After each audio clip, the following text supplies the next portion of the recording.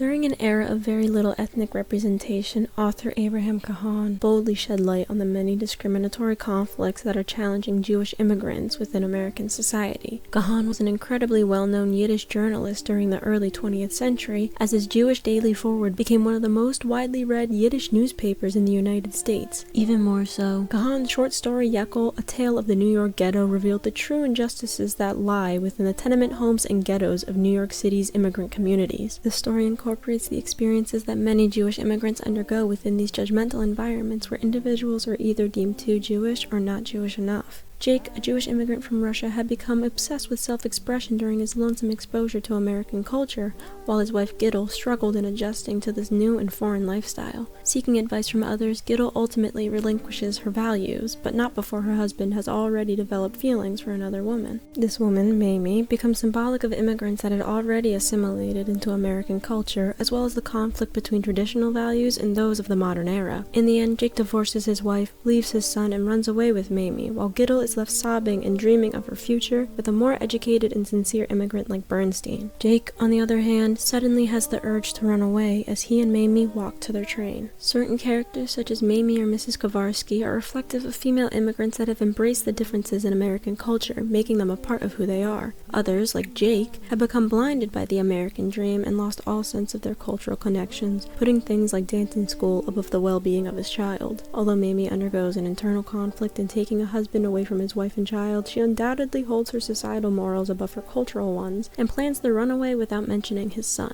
In comparison, Mrs. Kowarski is the perfect example of the balance between societal and cultural morals, as she gives Ghetto much of the advice she seeks, cuts Ghetto's hair for her, and even encourages Ghetto to move on from Jake when stating that, if Bernstein refuses to go under the wedding canopy, Mrs. Kowarski will no more bother her head about you, contrasting with an earlier scene in which divorce is not taken lightly and conducted during a ceremony. While divorce is viewed as controversial through a religious lens, American society often considers divorce as a means of autonomy, personal growth, and freedom. Although Mrs. Kowarski aligns with American society in seeing this divorce as beneficial, this goes hand in hand with her religious beliefs, as she knows Jake is a sinner of Israel, a regally loifer, and that, be it blessed, will send you your destined one, and a fine, learned, respectable man too, demonstrating her true belief that this is a destined act from God. Cahan makes it a point to highlight the disparities for immigrants within America, such as a lack of opportunities and language barriers. Despite being highly educated, Bernstein is left working a similar job to most other immigrants within this story, as Yekl worked at the same sweatshop, while Mamie worked in another. Although Bernstein could read and write, Yekl and his entire family had no notion of such and hired scribes to relay their messages, further demonstrating the many barriers that block an immigrant's communication. Ghetto often found herself struggling to adjust to English, while her husband assured her that other greenhorns learned to speak American style very fast, despite his own flawed pronunciations. Cahan includes an incredible amount of Jewish vocabulary for a deeper sense of immersion into an immigrant's life, enabling his audiences to both connect and identify with these cultural elements, as well as projecting the sense of a language barrier onto his non-Jewish audience.